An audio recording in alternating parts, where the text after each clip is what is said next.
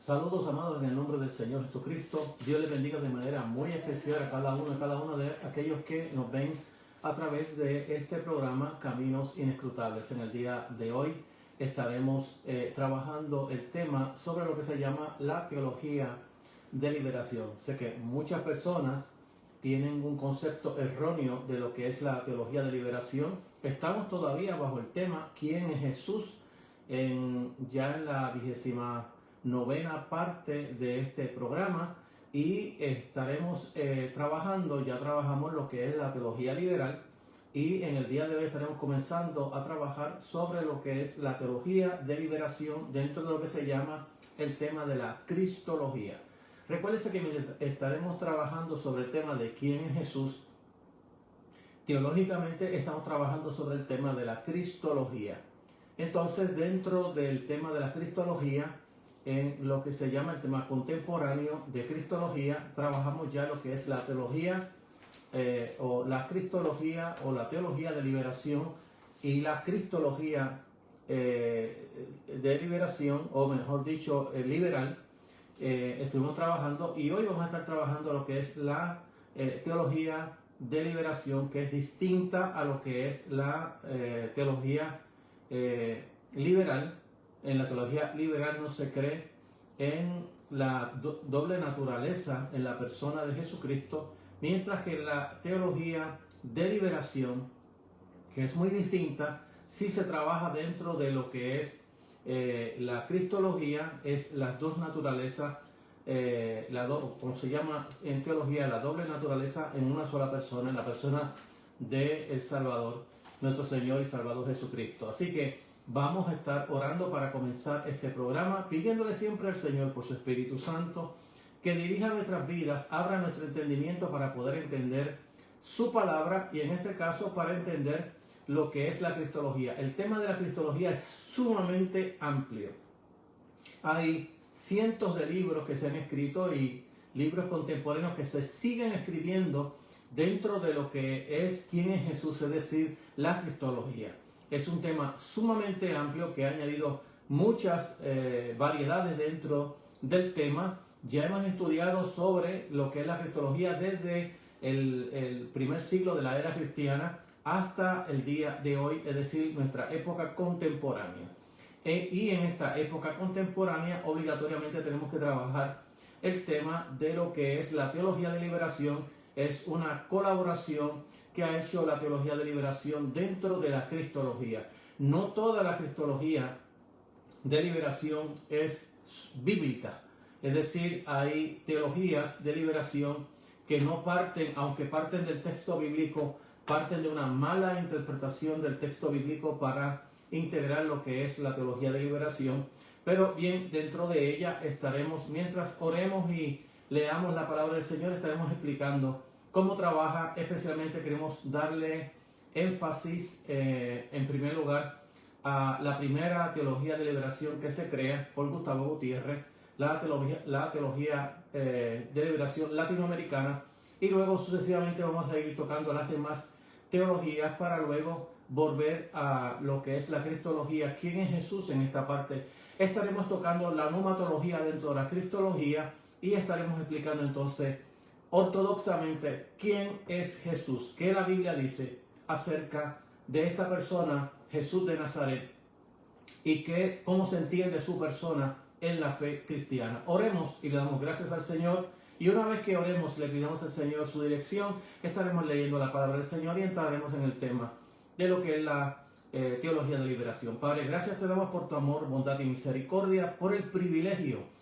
que nos das en este programa de poder transmitirlo, y que podamos llegar a hogares y a vidas que necesitan conocer la verdad del Evangelio. Te pedimos que abras nuestro entendimiento, tanto el mío como de mis oyentes, para que ellos puedan entender esto que estamos trazando en el día de hoy. En el nombre de Jesús y con la ayuda del Espíritu Santo te lo pedimos, Señor. Amén. Bien, amado, vamos a estar leyendo la palabra del Señor para respaldar lo que estamos tocando en el libro del Evangelio según San Marcos, capítulo 2, capítulo 2 del verso 13 al 17, donde la palabra del Señor lee así como sigue: a la gloria de Dios y bendición de nuestras vidas. Después volvió a salir al mar toda la gente venía a él y les enseñaba. Y al pasar vio a Leví, hijo de Alfeo, sentado al banco de los tributos públicos, y le dijo: sígueme. Levantándose, le siguió. Aconteció que, estando Jesús a la mesa en casa de él, muchos publicanos pecadores estaban también a la mesa juntamente con Jesús y sus discípulos, porque había muchos que le habían seguido. Y los escribas y los fariseos, viéndole comer con los publicanos y con los pecadores, dijeron a sus discípulos: ¿qué es esto? ¿Qué es esto? ¿Que él come y bebe con los publicanos y pecadores? Al oír esto, Jesús les dijo: los sanos no tienen necesidad de médico, sino los enfermos. No he venido a llamar justos, sino a pecadores. Dios añada bendición a su santa y divina palabra en nuestros corazones y en nuestras vidas.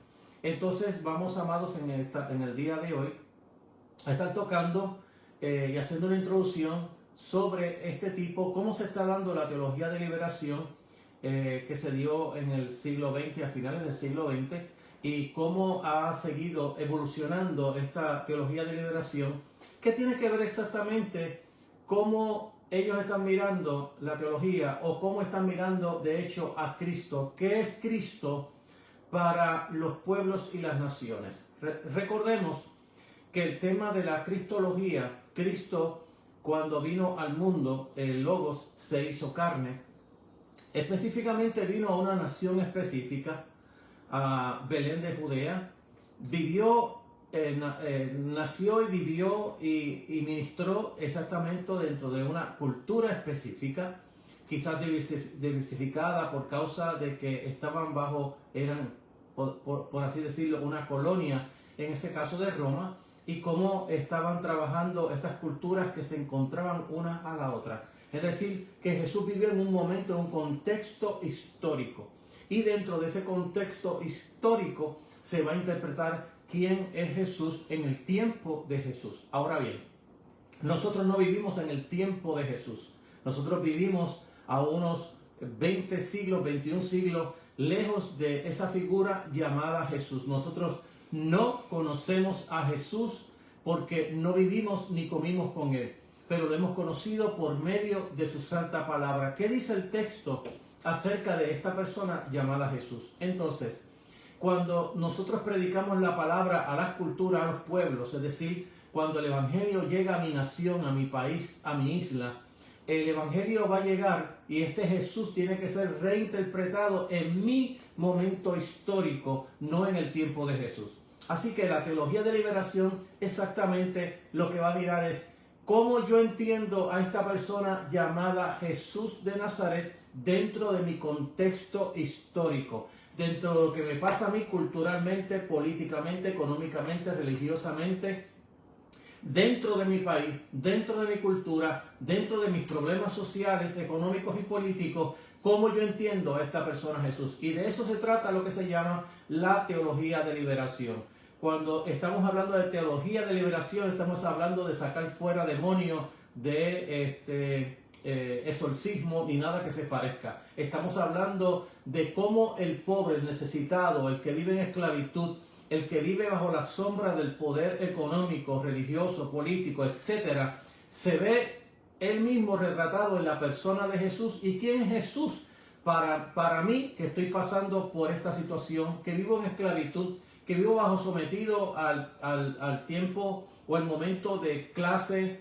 de raza, etcétera, etcétera, de cómo yo me veo y cómo yo veo a Jesús, cómo yo lo interpreto en ese momento histórico? De esto es lo que se trata, lo que se llama teología de liberación.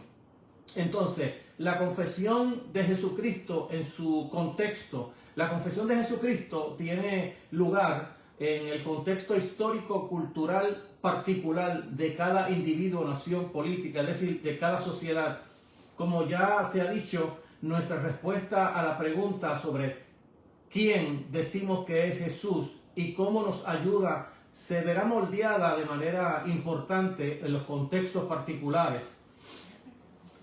en los que surge esa pregunta. Es decir, la pregunta surge en un país específico, en una cultura específica, en una sociedad específica, y desde ahí se desprende la pregunta y la contestación sobre esa pregunta de quién es Jesús en ese momento histórico para esa persona.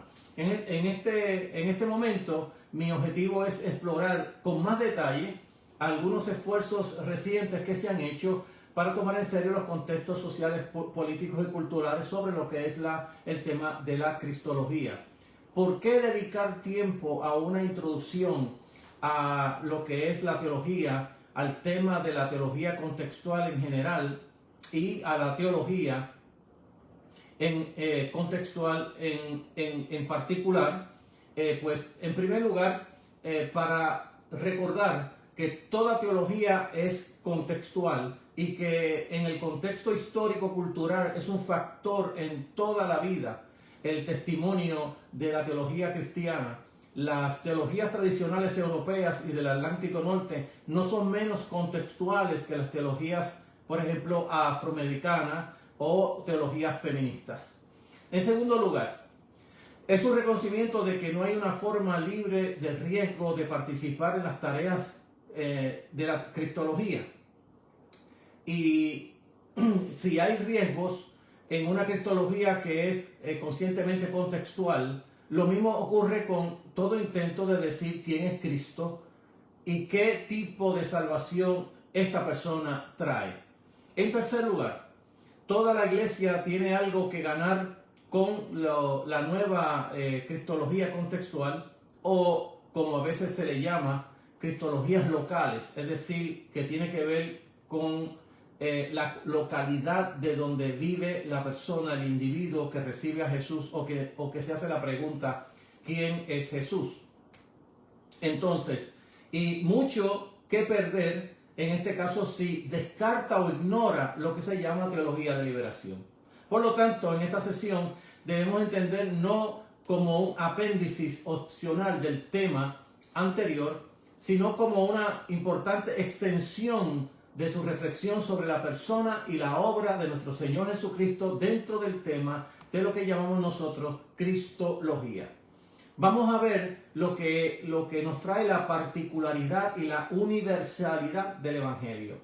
Cada vez que nosotros hablamos de misiones, de evangelismo, de salir fuera de nuestros contornos, a ir a otros contornos, tenemos que tener en cuenta lo que se llama la particularidad y la universalidad del Evangelio. El Evangelio fue hecho para toda nación bajo el mundo, y este Evangelio que se predica a toda nación bajo el mundo debe ser entendida dentro del contexto histórico que vive la persona que recibe el Evangelio. Hay factores externos e internos que impulsan el desarrollo de la cristología contextual.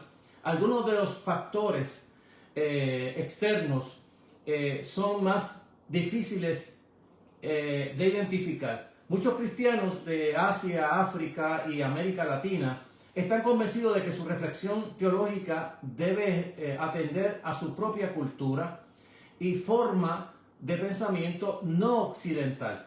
Les molesta el tema de lo que es el imperialismo cultural occidental, que a menudo ha acompañado a la expansión del Evangelio en sus tierras. Se preguntan por qué la fe en Jesucristo puede expresarse con la ayuda de conceptos filosóficos occidentales, pero no con la ayuda y la forma de pensamiento, en este caso asiáticas o africanas.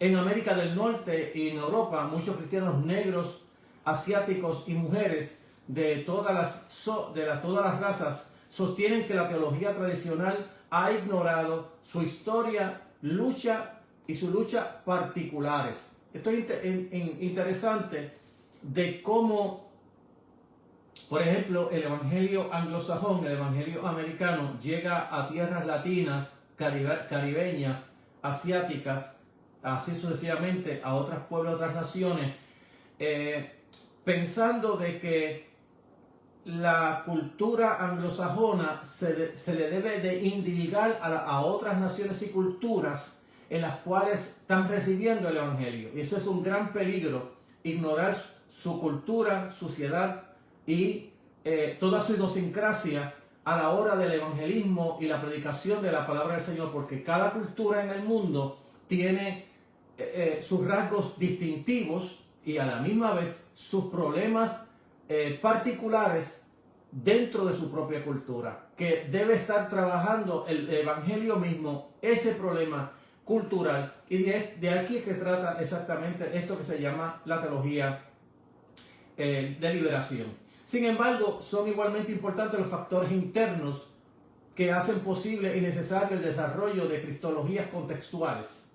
El evangelio cristiano se centra en la obra reconciliadora de nuestro Señor y Salvador Jesucristo. Según el testimonio bíblico y los credos ecuménicos de la iglesia, ya hemos explicado muchísimas veces de qué se trata cuando hablamos de ecuménicos. Siempre estamos hablando de la totalidad de la iglesia y no meramente de una sección de la iglesia o de un pueblo de la iglesia, sino de la universalidad del cuerpo de Cristo. De eso se trata la palabra ecumenismo con la cual estoy trabajando.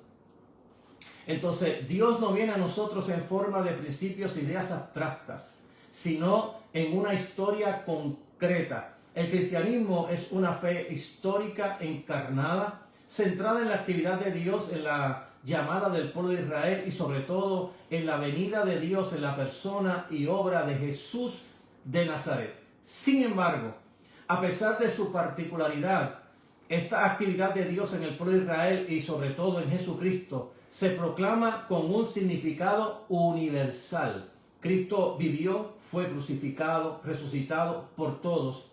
El camino de Dios hacia la universalidad es a través de lo particular. Esto tiene una profunda implicaciones en el testimonio de la iglesia sobre Jesucristo y en todo el mundo, al igual que la autocomunicación decisiva de Dios a través de la encarnación de una vida humana, en particular, la transmisión del mensaje evangélico por parte de la iglesia se sirve de lenguas, experiencias conceptuales, conceptualizaciones filosóficas y prácticas culturales concretas y diversas. Es decir, que cuando el evangelio va a llegar a un pueblo de una nación, va a llegar a una cultura particular, a una cultura que que se entiende con sus propias filosofías del momento y que se entienden dentro de toda una diversidad dentro de esa cultura. Y el evangelio debe de atender toda esa necesidad y por consiguiente la pregunta que se hace cualquier persona que recibe el evangelio, ¿quién es Jesús?, debe ser interpretada desde el punto de vista de su propia cultura y no del punto de vista de Israel o de Judea, porque en este caso nosotros no somos judíos, nosotros somos gentiles, es decir, gentilicio, todo aquel que no es del pueblo judío. El misionólogo Andrew Wall habla del principio de traducción y que se está presentando en la transmisión del evangelio en el acto de autocomunicación de Dios a través de la encarnación. Es un acto de traducción divina por excelencia y proporciona la base teológica de la necesaria labor de traducción en el anuncio y la misión de la iglesia. Jesucristo, el Verbo de Dios encarnado, vivió en una localidad concreta, perteneció a una etnia concreta, hablaba una lengua concreta. El testimonio y la apropiación del acto de autocomunicación de Dios era una escandalosa particularidad. Provoca un proceso continuo de traducción al transmitir el mensaje cristiano en muchos lugares y en el tiempo. Según nos habla Wall, la encarnación es traducida cuando Dios en Cristo se hizo hombre, la divinidad se tradujo en humanidad. El primer acto divino de traducción da lugar pues a una sección constante y nueva de traducciones. La diversidad cristiana es el producto necesario de esa encarnación. Es decir, para decirlo en pocas palabras de lo que le he hablado, es decir que Dios se autolimita a un pueblo, a una nación en la persona de Jesucristo, es decir, en el pueblo de Judea, en la nación de Israel, para de esa manera tener un contacto y una traducción o una comunicación con el pueblo hebreo, porque Jesús hablaba en una lengua específica y estaba hablando con gente que hablaba de esa lengua específica. De la misma manera, el Evangelio es encarnado en cada nación, y una de las particularidades de hecho que tiene la venida del Espíritu Santo en el día de Pentecostés es como el Espíritu Santo ratifica lo que se llama las lenguas y los dialectos. El Espíritu Santo va a usar a 120 judíos para comunicarse en lenguas con las lenguas extranjeras que habían llegado, en este caso, a Israel, porque se celebraba la Pascua, pero en el día de Pentecostés se celebraba el tiempo de la cosecha. Y en el tiempo de la cosecha, los varones estaban obligados a ir a la fiesta de Pentecostés y venían de todas partes del mundo, es decir, de los expatriados, los que se habían ido de la nación de Israel, que ya no hablaban la lengua hebrea, que hablaban otras lenguas, y cuando llegaron a Israel para celebrar el día de Pentecostés, el Espíritu Santo los sorprendió hablándole en su propia lengua. Esa diversidad cultural, cómo el Espíritu Santo trabajó y cómo el Espíritu Santo se hizo entender la obra salvífica de la cruz en la persona de Jesucristo, de eso es lo que se trata. Y de esto es lo que está tratando, de hecho, la teología liberal, de cómo el Evangelio se encarna en los pueblos, naciones, lenguas, culturas, sociedades, para darse a entender, pero se va a dar a entender desde el punto de vista de estas naciones, de estos pueblos, la persona, quién es Jesús, quién es Jesús de Nazaret. Vamos a comenzar en esta hora sobre lo que es, ya que le di la introducción sobre este asunto de cómo se entiende la persona de Jesús, cómo se interpreta, cómo la autocomunicación de Dios se va a dar a los pueblos y a las naciones. Ahora vamos a entrar dentro de lo que es la cristología latinoamericana. Y vamos a empezar exactamente con uno de los primeros, o si no más bien el padre de la teología de liberación latinoamericana, Gustavo Gutiérrez, que fue el primero que inició esta teología o esta cristología. Hizo casi toda una teología bastante abarcadora, pero que en este caso estamos tocando sobre el tema de la cristología y cómo Gustavo Gutiérrez está interpretando ahora la persona de Jesús dentro de sus propias naciones en Latinoamérica, y cómo se entiende el latinoamericano quién es Jesús, cómo él contesta a esa pregunta desde su propia cultura, su momento histórico, sus atropellos, en este caso el ser echado a un lado, ¿no?, dentro de sus propias naciones y pueblos. Y recordemos que desde que Cristo vino en su primera venida y proclamó el reino y la apertura del reino, cómo este reino se va a establecer, está tratando específicamente con los pobres. Y a los pobres les es anunciado el Evangelio. Así lo predica en Lucas capítulo 4, cuando habla el libro de la ley y dice que el Espíritu de Dios está sobre mí porque me ungió el Señor, me ha enviado a proclamar el mensaje a cada una de estas personas, que comienza a explicarlo en ese versículo. Es interesantísimo lo que ese versículo del libro de Lucas nos está explicando a nosotros cuando nosotros lo entendemos dentro de la propia cultura judía y cómo se entendía dentro de la comunidad de los esenios y dentro de la comunidad de los fariseos. Estos llamados pobres, estos llamados enfermos, que Jesús habla que el Espíritu de Dios está sobre él para sanar a los quebrantados de corazón, para sanar a los enfermos, porque dentro de estas dos comunidades que entendían ser el remanente de Israel, el pueblo escogido de Dios, ellos rechazaban a todas aquellas personas que estaban enfermas, porque la enfermedad se entendía dentro de estas comunidades como azote de Dios. Dios los había azotado, habían nacido enfermos o por el pecado de sus padres o por el pecado de sus madres, o Dios los había castigado por algún pecado que habían hecho. Así que dentro de la conciencia de estos dos grupos, que eran los que se entendían ser el remanente de Israel, el pueblo de Dios, el pueblo escogido de Dios, toda aquella persona que tenía algún defecto en su cuerpo, no caía dentro de ese grupo de los santos de Dios, porque ellos tomaban aquellos versículos de la palabra del Señor que tenían que ver con el sacerdocio.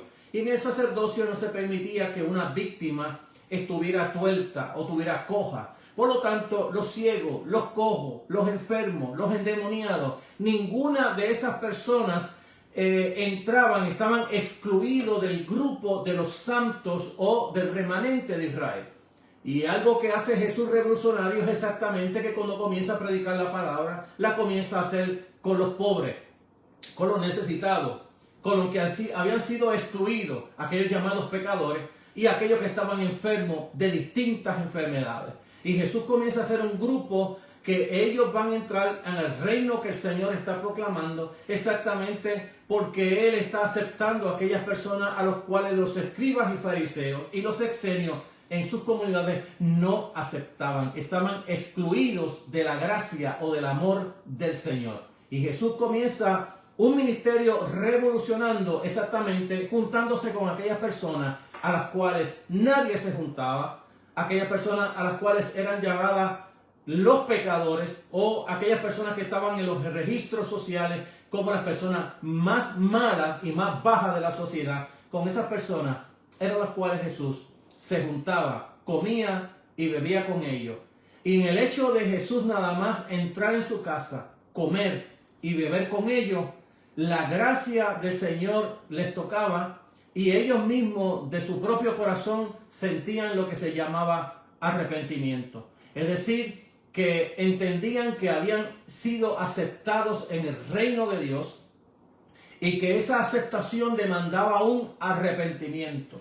Es por ello que encontramos a Zaqueo diciendo: Señor, si le he hecho algo a alguien o defraudado a alguien, yo voy a pagarle 4 veces más de lo que yo le haya hecho. Y allí vemos el arrepentimiento dentro del recibimiento del Señor a su gracia, a su amor, a su misericordia, hacia el perdón y hacia la gracia del Señor. De eso se trata el Evangelio, que hoy nadie quiere predicar porque han distorsionado el Evangelio o han comenzado a reinterpretar el Evangelio dentro de analogías o dentro de alegorías, y eso de alguna manera ha distorsionado para qué fue lo que Jesús vino, de qué Jesús se trata. Y la teología de liberación lo que hace es rescatar, por un lado, de qué se trata exactamente la liberación, cómo se entiende la persona oprimida, sea por el Estado, sea por medios de religiosos, o ya sea por cualquier medio, cómo esta persona ahora, al mirarse ante la persona de Jesús, cómo interpreta esta persona quién es Jesús. De ahí que estamos dentro del tema de la cristología y dentro del tema de lo que es quién es Jesús. Así que la teología latinoamericana, algunos de los trabajos más creativos en la cristología en los últimos años, proviene de la teología de liberación latinoamericana. Entre sus líderes, como ya dije, ya está Gustavo Gutiérrez, que fue el padre de lo que se llama la teología de liberación, John Sobrino, Leonardo Boff y José Miguel Bonino y Juan Luis II. Si bien la cristología latinoamericana está lejos de ser monolítica y ha mostrado la capacidad de autocorrección y de una buena línea de pensamiento, hay varios énfasis comunes que se pueden identificar y que sin duda seguirán influyendo en los trabajos de la cristología en toda la iglesia ecuménica, es decir, la iglesia universal. Tenemos que entender que la cristología que estaremos tocando primero comienza con lo que se llama la lucha de clases. Es decir, que cuando estamos hablando de la teología de liberación, la teología de liberación está tocando el asunto político de clases, que se da mucho en los países latinoamericanos y que también se da también en países asiáticos.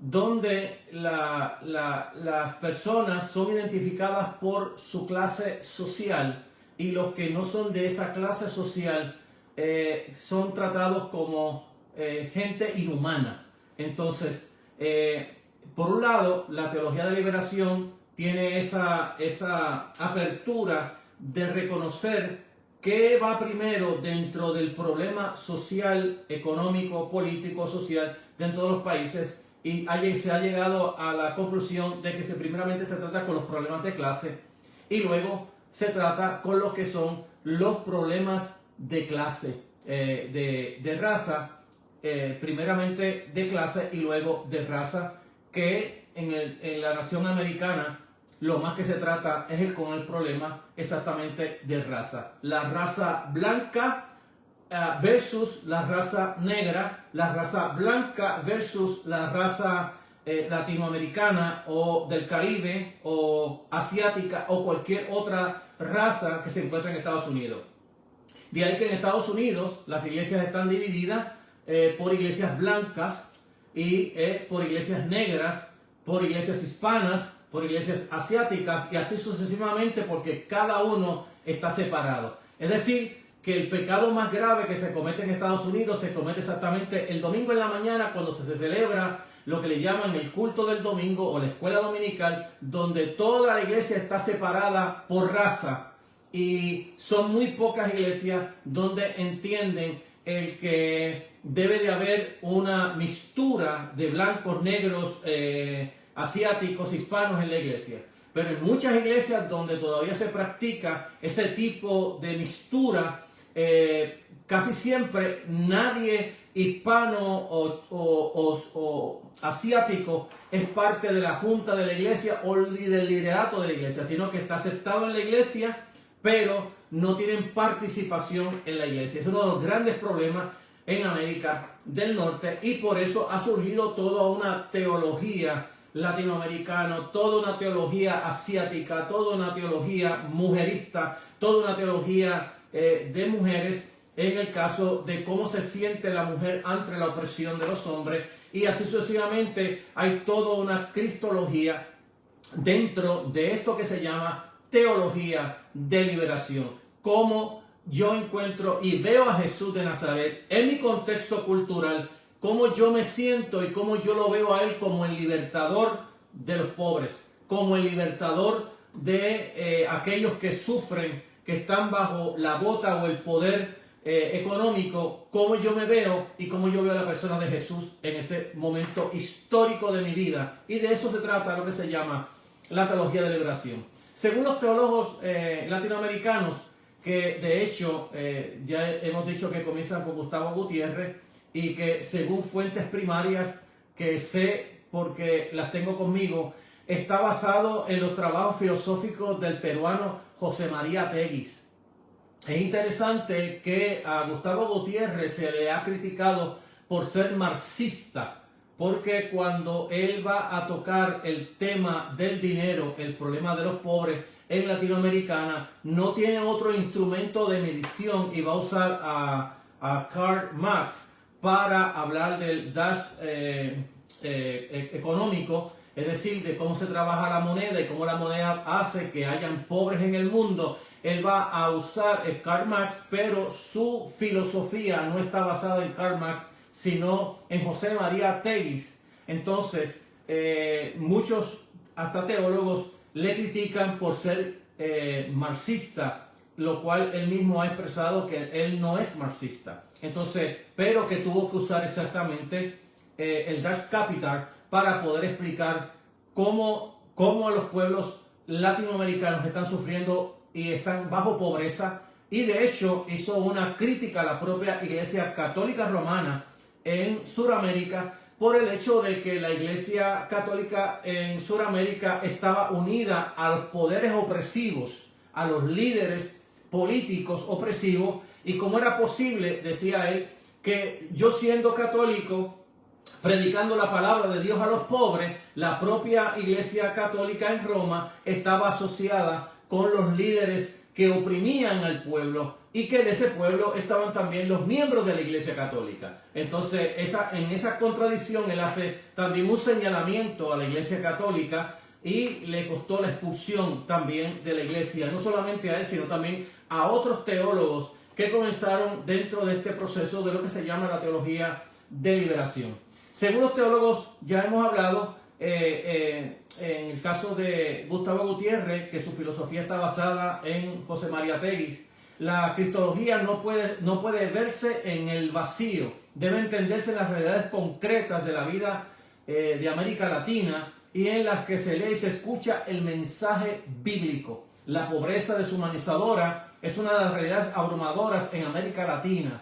Durante siglos, la historia de los pueblos latinoamericanos ha estado marcada por la explotación colonial, seguida por una debilitante dependencia de las naciones del primer mundo. La búsqueda de la liberación de esta dependencia económica, cultural, espiritual, es el contexto de la cristología latinoamericana. El escenario de la reflexión sobre Cristo para los teólogos de la liberación latinoamericana es en el mundo de los pobres. El escenario no inventa el contenido, pero lejos de este escenario será difícil encontrar a Cristo y leer adecuadamente los textos sobre la persona de Jesús. Los teólogos latinoamericanos interpretan la Escritura a la luz de su situación y de su situación a la luz de las Escrituras. Dentro de este círculo hermenéutico afirman que Dios en Cristo se solidariza con los pobres. Los teólogos latinoamericanos, en este caso, insisten en comenzar la cristología desde abajo, es decir, compartiendo el ministerio histórico concreto de Jesús y no desde arriba, es decir, partiendo de la doctrina de la Trinidad y de la encarnación y del Logo eterno.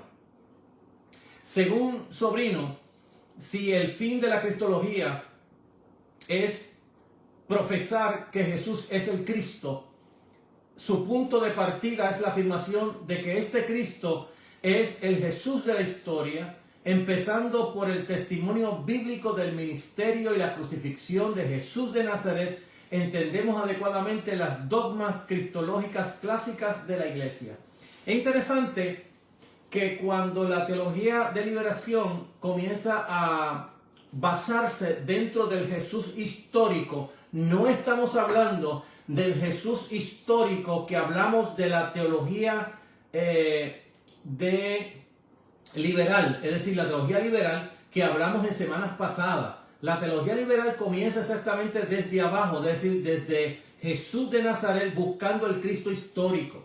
Ahora, la teología de liberación va a comenzar también desde abajo, desde Jesús histórico, pero desde su ministerio, desde sus obras, desde su asociación con aquella gente que eran excluidas de Israel, y va a comenzar exactamente desde abajo de lo que se llama, cuando hablamos desde abajo estamos hablando del Cristo o del Jesús humano. Desde arriba estamos hablando de la divinidad de Jesús. Es decir, que cuando hablamos de la cristología desde arriba, estamos hablando de la divinidad de Jesús. Cuando hablamos desde abajo, estamos hablando de este Jesús humano, Jesús de Nazaret.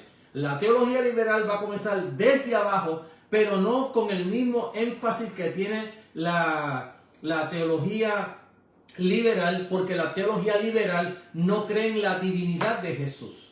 Entonces la teología de liberación sí cree en toda la obra salvífica, es decir, cree que el Verbo se hizo carne, que Jesús se asoció con los pobres, con los excluidos de la sociedad. De hecho, el ministerio de Jesús estuvo en sus 3 años y medio, estuvo asociada con la gente menos popular de Israel, es decir, con la gente menospreciada, con la gente que se llamaban pecadores. Y de hecho, cuando se lee la historia de Israel, los pecadores estaban por categoría. Las categorías de pecadores dentro del mundo farisaico y el mundo escenio, estas categorías eran sumamente personas en las cuales ni tú podías ni tocar. ni podías compartir con ellos, no podías ni hablar con ellos y mucho menos sentarte en su casa a comer pan con ellos. Todo eso estaba prohibido dentro del fariseísmo y estaba prohibido dentro del pueblo escenio que encontramos en las cuevas de Qumran. Entonces, cuando nosotros miramos que Jesús, exactamente su ministerio va a estar basado exactamente en los pobres, distinto hoy a las teologías modernas, posmodernas que tenemos en las iglesias hoy, pentecostales, neopentecostales y otros que lo que predican es riquezas. Este Jesús vivió en la pobreza, comió con los pobres, vivía con los pobres, participaba con los pobres, sanaba a los pobres, sanaba a las personas que no eran gratas en Israel. Como ya dije, toda clase de enfermedad era tratada como un golpe de Dios al pecado de esas personas y no se trataban como personas buenas ni personas que había que tener misericordia, porque si ya Dios los había golpeado con su puño, dándoles enfermedades, haciéndolos leprosos, ciegos, sordos, mudos, endemoniados, ¿para qué había que tener misericordia de ellos? Por lo tanto, los fariseos y los grupos esenios no creían en la misericordia. Es por ende que Jesús comienza a predicar un evangelio muy distinto y a proclamar un reino muy distinto al que ellos se habían pensado en su mente que iban a participar en ese reino, en que veían al libertador o al Mesías de Israel en un caballo blanco contra los ejércitos de Roma, y que los primeros que iban a estar dentro de las mesas y las sillas con ese rey, con ese reino, con ese señor llamado el Mesías, iban a ser ellos. En este caso quedaron todos fuera. Las prostitutas, dijo Jesús, y los pecadores irán primero al reino de Dios que vosotros. Esa es la enseñanza de Jesús, y de ahí que se está apoyando exactamente la teología de liberación para hablar cómo Jesús se asocia a los pobres y cómo los pobres hoy interpretan quién es Jesús. ¿Quién es Jesús? Se va a mirar desde el punto de vista de la opresión, de la exclusión de los pueblos, no solamente los que son varones, sino también en este caso las mujeres oprimidas por varones que oprimen a la mujer, por varones y del machismo y del patriarcado. Todo esto va a estar enlazado dentro de lo que es la teología de liberación. Entonces, cuando empezamos desde abajo, es decir, del Jesús histórico y su ministerio en Palestina en el primer siglo de la era cristiana, nos encontramos cara a cara con alguien que proclamó el cercano advenimiento del reino de Dios y de la justicia y la libertad. Recuérdense que cuando estamos hablando aquí de que Cristo vino a establecer el reino, la justicia y la libertad, tenemos que mirarlo desde el punto de vista del Antiguo Testamento. El problema que tenemos nosotros con el Evangelio es que en la mayoría de las universidades y colegios evangélicos, incluyendo todos, sin sacar ninguno de mi categoría en el día de hoy, es que la iglesia ha abandonado el tema del reino. De hecho, la gran mayoría de los cristianos no saben ni lo que es el reino, ni cómo se está dando este mundo de justicia y de equidad dentro en la persona de nuestro Señor y Salvador Jesucristo. Es decir, que en Israel, el mandamiento de Dios cuando Israel sale de Egipto era que Israel debía de tratar a la viuda, a los huérfanos y a los pobres de la misma manera que Dios los trató a ellos, libertándolos de la esclavitud de Egipto, y que ellos tenían que tener misericordia con los pobres. Ese era el gran mandamiento de Dios para todos los reyes de Israel hasta el tiempo de Jesús. La obligación de los reyes de Israel era exactamente ayudar a aquellas personas que estaban excluidas de la sociedad, que no tenían dinero para defenderse con un abogado ante los ricos avarientos.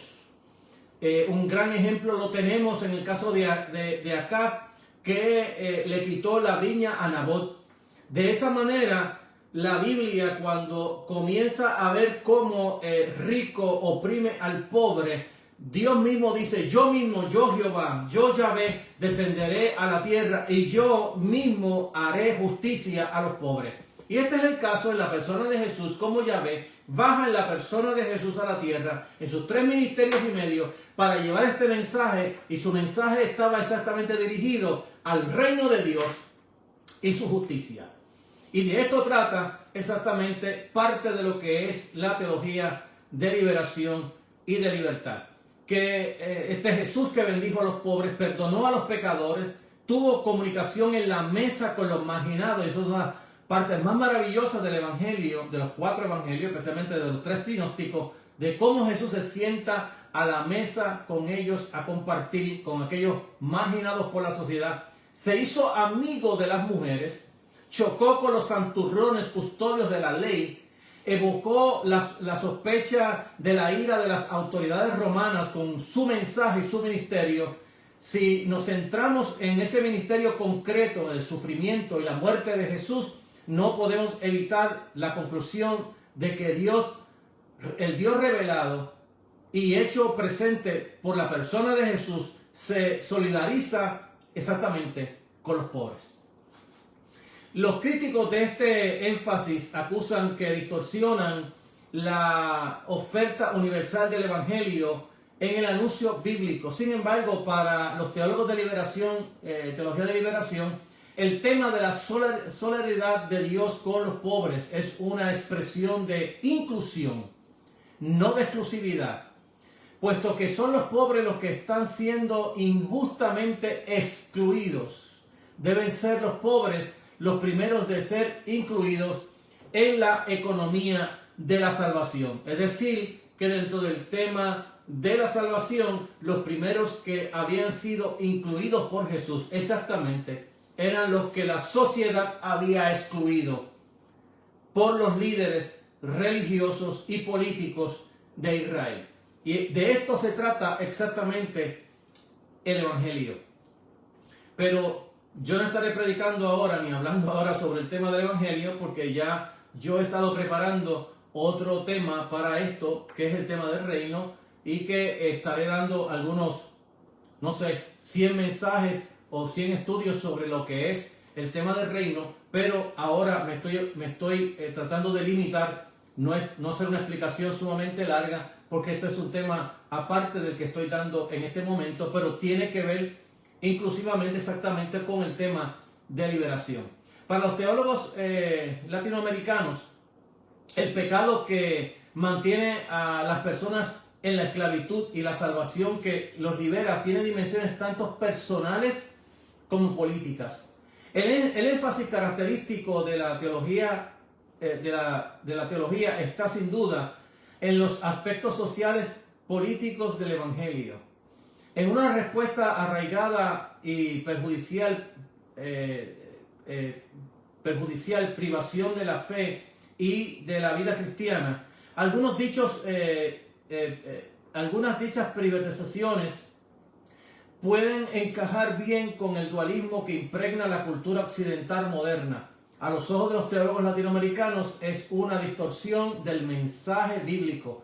Hay estructuras corporativas, y no solamente corporativas, sino también eclesiásticas, de pecado e injusticia. Vuelvo a repetir que dentro no solamente de lo que se está tocando la política y la sociedad, hay corporaciones de pecado e injusticia, sino que también hay corporaciones eclesiásticas o llamadas instituciones eclesiásticas que también son opresivas y que son exclusivas.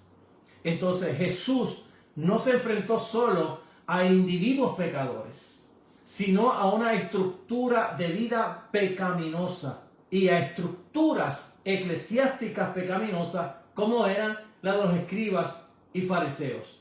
Del mismo modo, vio la salvación como algo más allá que el rescate de almas aisladas en la comunión con Dios. Más bien proclamó e inauguró el reino de Dios, el gobierno de Dios bondadoso y justo que abarca toda la vida humana, desde la política, la cultura, la sociedad, la economía, es decir, etcétera. El Evangelio cubre toda esa verdad o ese panorama dentro de la vida del ser humano. Aunque la cristología latinoamericana se caracteriza por subrayar la dimensión corporativa política del pecado, no ignora la importancia de la dimensión personal del pecado y de la salvación.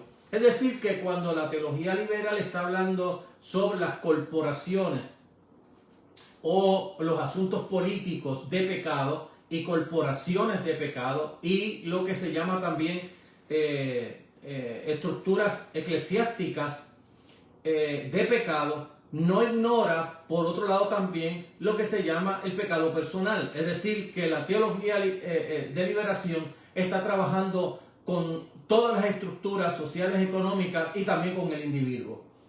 Habla de la necesidad de una teología de liberación integral y de una espiritualidad de liberación. Cuando hablamos de una liberación integral, es que la liberación debe de incluir no solamente al humano, al ser humano que peca, sino a las instituciones eclesiásticas y también las corporaciones y la política, que debe de abarcar a todos y no excluir a unos y otros.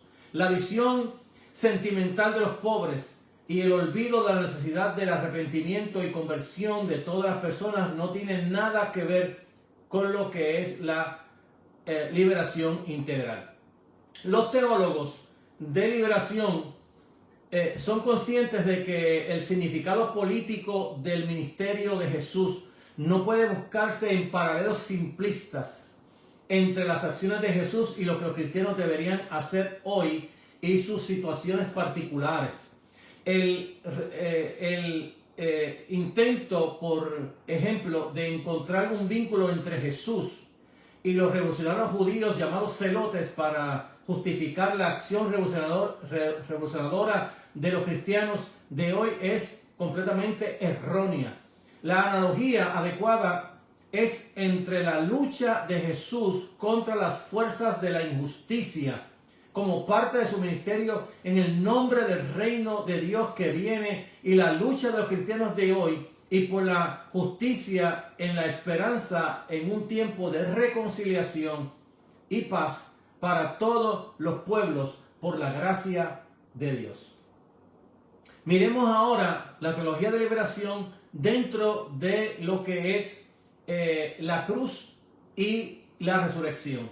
En la cristología de liberación, la cruz y la resurrección de Cristo recibe una interpretación distinta. Jesús fue asesinado. Esto es interesante porque dentro de la reforma evangélica se vino enseñando el tema de que Cristo se enfrentó a un Dios airado y este Dios airado sometió a su Hijo a la más cruel y lastimosa cruz. Y la teología de liberación hace exactamente una queja, un señalamiento en contra de, claro está, hay algunas 9 teorías de lo que es la expiación, pero esta específicamente en la cual el padre somete al hijo al abuso más grande y cruel, que es una de las nueve teorías de el aspecto de la expiación. Ellos hacen una crítica exactamente sobre este tema de una de las 9 teorías. Entonces, Jesús fue asesinado como consecuencia de su escandaloso mensaje y ministerio, no porque lo exigiera Dios. Como señalan algunas de las teorías, especialmente la teoría de expiación que estamos hablando, la cruz no fue necesaria para cambiar la actitud de Dios hacia los seres humanos. Más bien es la culminación de una vida totalmente dedicada a Dios y al reino. La vida de Jesús en su conjunto y no uno de sus elementos es lo que agrada a Dios. ¿Qué dice realmente la cruz de Jesús? Dice que Dios se ha acercado irremediablemente a este mundo, que es un Dios con nosotros y un Dios para nosotros. Desde la perspectiva de la teología de liberación latinoamericana, el peligro de la ideología es la enseñanza cristiana es más pronunciada en la interpretación de la cruz. La cruz no es un acontecimiento que muestre que Dios quiere que todos sufran lo más posible. en muchos lugares, no solo en América Latina, el mensaje de la cruz se ha utilizado repetidamente para socavar la resistencia a la injusticia y para ayudar a mantener a los oprimidos en su lugar. Mark hablaba sobre esto mismo, llamando que la religión era el opio de las naciones. Y definitivamente cuando Mark decía que la religión era el opio de las naciones, en ningún lugar estaba hablando de que la religión era mala o él entendía el evangelio como algo malo.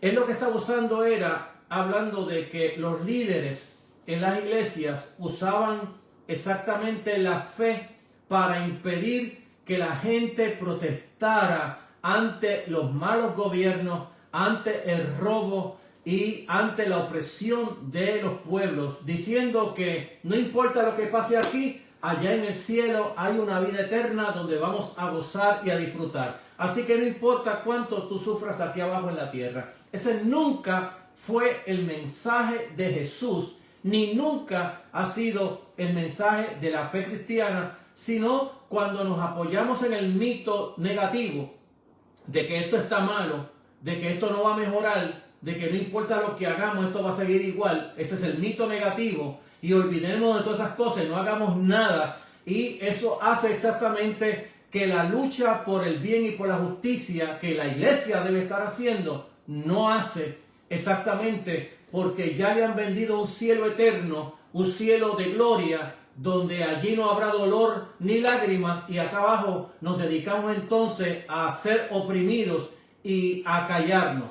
Hay un teólogo que habla sobre este tema exactamente de cuando una persona se deja oprimir y no protesta, él también peca. No solamente peca el que te oprime, pero también peca el oprimido, porque pudiendo hablar y protestar, no lo hace. Entonces, no solamente peca uno, sino también que pecan los demás. Entonces, dentro de este punto de vista, la teología de liberación está explicando a nosotros cómo hoy el evangelio es vendido de una manera en la cual las personas abrazan el mito negativo y no luchan por el bien y por la justicia, ni la predican ni la enseñan, y casi o nada lo hacen exactamente en sus votos en el día de las elecciones, porque en el día de las elecciones siguen votando por aquellos mismos que los oprimen y que los excluyen de la propia sociedad.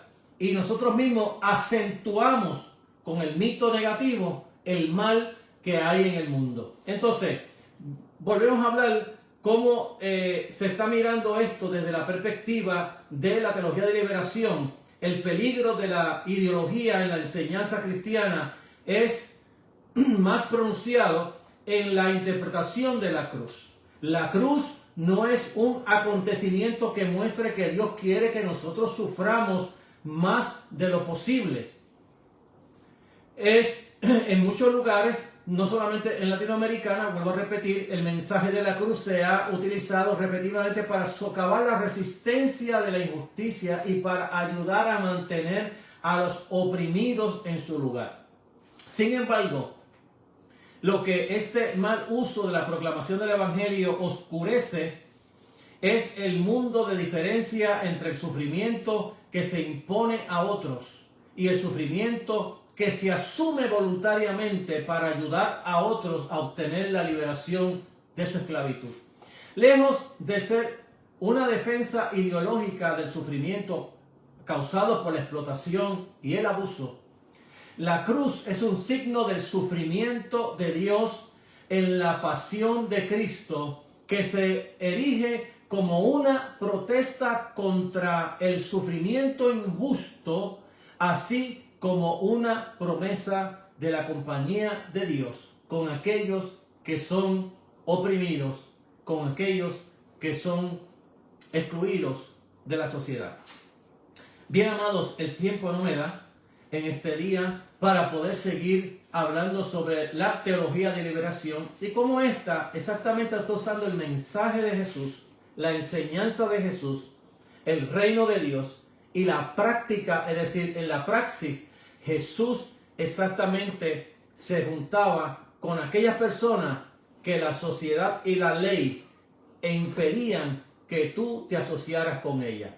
Recuerda aquella expresión que se dice: dime con quién andas y te diré con quién eres. Bueno, en la persona de Jesús, Jesús exactamente estaba andando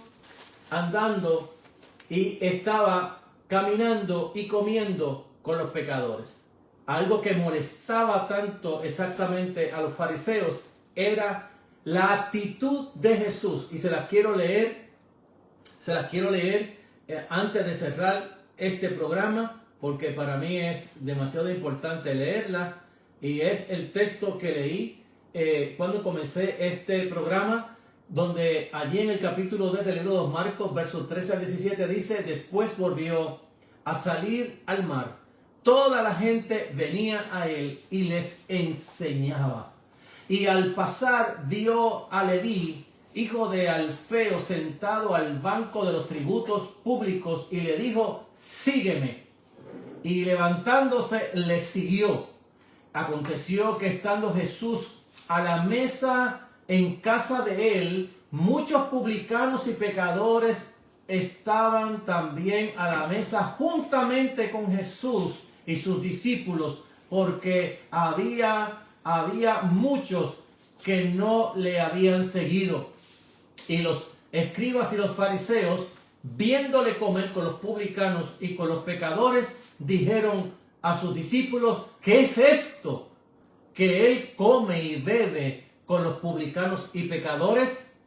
Al oír Jesús esto, les dijo: los sanos no tienen necesidad de médico, sino los enfermos. No he venido a llamar justo, sino a pecadores. Este es el mensaje de Jesús, y este es el mensaje de la teología de liberación, de cómo un latinoamericano interpreta quién es Jesús. Amados, vamos a orar para despedirnos. El próximo domingo estaremos tocando lo que nos falta de la teología de liberación, y así sucesivamente estaremos tocando las demás otras teologías de liberación que son muy importantes hoy para la fe cristiana. No se pueden ignorar porque están dentro del tema de quién es Jesús, es decir, dentro del tema de la cristología. Padre, gracias te damos por tu amor, bondad y misericordia. Te pedimos que tu palabra corra como río y que tu enseñanza de la fe cristiana y de los evangelios nos ayuden a entender este asunto de la teología de liberación y nos ayuda a entender nuestra praxis cristiana de cómo estamos practicando la fe ante aquello que la sociedad desecha. Pero, Padre, hazlo porque te lo pido en el nombre de Jesús nuestro Señor, a quien damos la gloria y la honra. Amados, te he predicado la palabra del Señor, te la he llevado de una forma contextual y contemporánea, y nos veremos el próximo domingo con el favor del Señor. Que Dios te bendiga 1000 veces más que a mí.